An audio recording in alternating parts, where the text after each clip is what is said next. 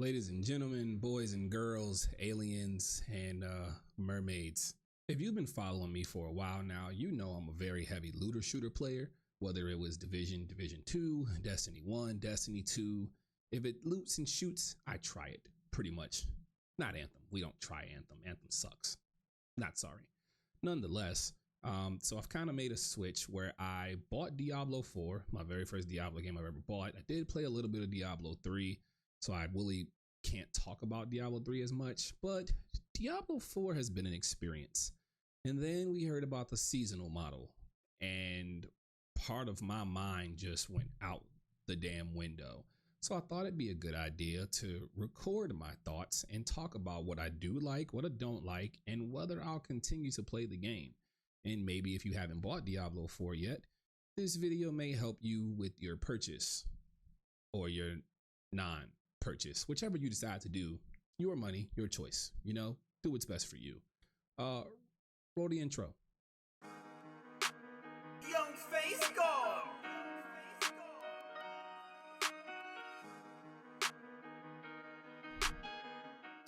All right, y'all, it's y'all man Scream. You know what I'm here to do. So first and foremost, let's talk about Diablo 4. Mother Lilith is one of the baddest bosses and elite villains I've ever seen in my life. Diablo 4 is a good game. Let's just get that out the way. It's a very immersive looter shooter dungeon crawler type of game, and the best thing about the game to me currently, the replay value in the dungeons. You always have a reason to go back to the dungeons. So on your first defeat of a dungeon, you usually get an aspect, no matter what the character may be, whether rogue, barbarian, sorcerer. Me, I'm a necromancer, I like to summon things. Shout out to Summon Skull, Yu-Gi-Oh vibes. But one thing that I would probably change about the way it goes is you can't really target farm gear in Diablo. That's something that was just like a blah for me. But when you get, there's a certain currency, I think they're murmuring obols. When you get those and you find the person in certain cities like Yovashad, Zarbinzet, and other places in the game, you're able to kind of sort of focus on your build a little bit more and grab those legendaries. But one thing that really stuck out to me, and I'm a Destiny main beyond all means, like Warlock, Master Race, I like my Hunter, Titans, Crayons, whatever. But I think Diablo's loot system is an up and down process where you get joy out of knowing you'll never know what you're gonna get. But the fact that you can salvage, repair, and like upgrade all of your gear, it's a very good feeling. I think their upgrade process, a lot of games could take from that and build upon their loot system. Diablo 4 was a very fun story campaign game as well. 6 acts, very immersive. I won't have any spoilers out there. Outside of, again, Lilith is obviously the boss. You hear about that from the get-go. Like, we're not going to talk about the boss battles or anything like that. But I would say that the immersion that I felt in every single boss battle, the boss's health, how it capped with you being in World Tier 1 or 2, and even now in the end game with World Tier 3, which the gameplay you're watching behind me is showing some World Tier 3 gameplay in a dungeon. A nightmare dungeon, mind you. The game has a lot of depth as far as difficulty and beating up on enemies. Now, my build with my necromancer now focuses on blood, the bone storm ultimate, as well as like corpse explosion and corpse tendrils. And I've kind of played around with trying to stick to the summoning part of necromancer, and it was working for a little bit, but then they nerfed it. So I was just like, the skeletons and the golems don't really matter too much. But I'm having fun with my necromancer build. And again, if you're watching the gameplay and not looking at me at all, then you'll see how much fun I'm having just obliterating everything. So I think that the builds in the game definitely have a lot of variety, but something I was not used to. Again, with Destiny, you really don't have to spend any currency or any value of anything to really get gear that can balance yourself out, and you don't have to respec using currency. The way Destiny's loot works compared to Diablo's, when you look at the loot for Destiny, you have to masterwork it using the currencies, legendary shards, enhancement cores, enhancement prisms, and ascendant shards, and you're able to get 6 stats when you look at it, whether it's mobility, resilience, recovery, intellect, discipline, or strength. Whereas in Diablo, you don't always have loot that powers you up in a way that deals with your stats. You don't always get loot that makes your strength better or your intelligence, your willpower, your dexterity. Sometimes you just get things that help you out. You get ranks to some of your abilities. You get enchanted, or rather imprinted, aspects on your gear that make your build better based on what kind of build you're running. That is a beautiful thing. That's something I've never really experienced in an RPG, and that is one of the standout points for Diablo 4, and that's what's really been bringing me back. But then we heard the news from the dev team about the seasonal model. Now, once again, I'm a Diablo noob. I am not a part of the previous Diablo community. I am a complete newcomer.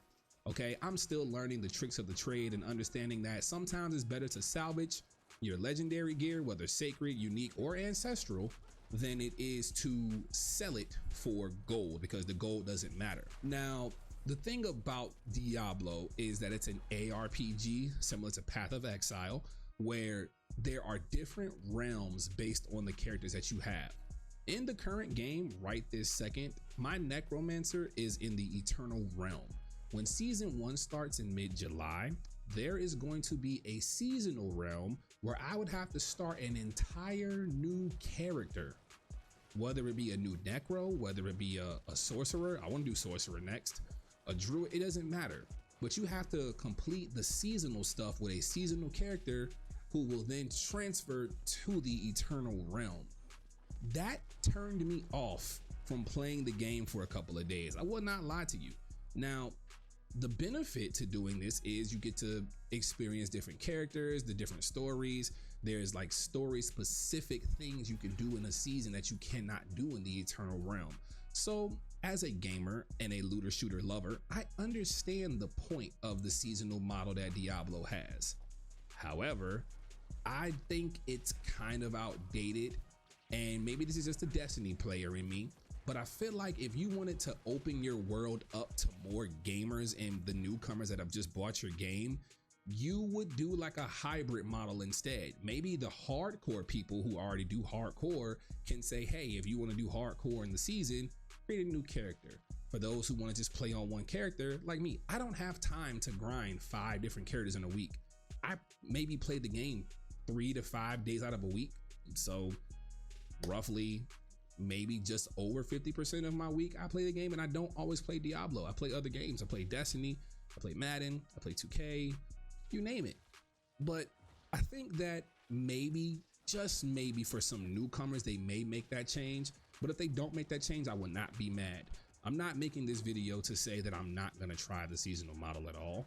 I probably will try it because I do want to make other builds in the game and have more fun on it. I even streamed it a couple of nights ago, and it was very fun talking to some homies and like learning the game. But you know, again, as a newcomer, that one thing really turned me off, and it made me feel like, well, damn, this ain't my kind of game.